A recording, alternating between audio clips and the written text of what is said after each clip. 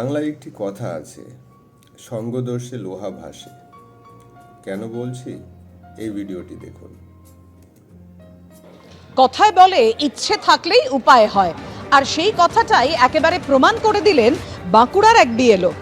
জন্মের থেকে এক পা নেই, বিশেষভাবে সক্ষম আইসিডিএস কর্মী শোভানারা বায়েন, কিন্তু এক পা নিয়েই বাড়ি বাড়ি ঘুরে এসআইআর এর 99% কাজ সেরে ফেলেছেন বাঁকুড়ার বিষ্ণুপুরের জামশুলির বিএলও। এসআইআর এর চাপে পরপর বিএলও মৃত্যুর অভিযোগ ঘিরে তোলপাড়ের মধ্যেই নিঃসন্দেহে দৃষ্টান্ত স্থাপন করলেন শোভানারা বায়েন।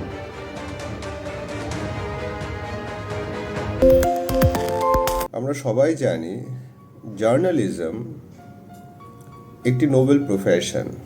ডাক্তার, উকিল, টিচার। আর গণতন্ত্রে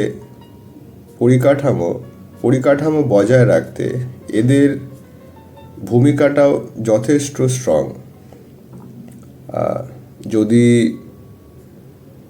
প্রেস নিয়ে কথা বলা হয়, এটিও বলা হয় যে গণতন্ত্রের চতুর্থ পিলার হচ্ছে প্রেস, আর জার্নালিজম সেটারই একটি অংশ। এই ভিডিওটাকে সার্কাসের মতন করে দেখানোর আমার মনে হয় না কোনো প্রয়োজন ছিল। আমি জানি না আপনি খেয়াল করেছেন কি না, পেছনে দুজন ভদ্রলোক হাসছে, কারণ তারাও জানে এটি একটি সার্কাস হচ্ছে। এবার আপনি যদি ভাবেন যে আমি মেয়েটিকে নিয়ে বিদ্রূপ করছি, একদমই না।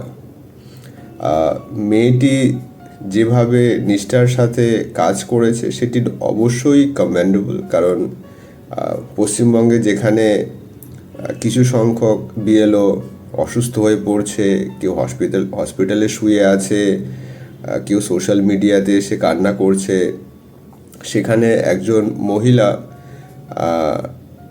শারীরিকভাবে অক্ষমতা থাকা সত্ত্বেও সে যে 97% কাজ করতে পেরেছে, এটি নিশ্চয়ই প্রশংসনীয়, তার সেই বিকলাঙ্গতাকে সাথে নিয়ে।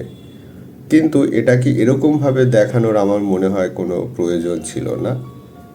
একই জিনিস এটাকে সাংবাদিকতার মতন করেও প্রকাশ করা যেত বা সামনে তোলা যেত, দেন একটি সার্কাসের মতন করে।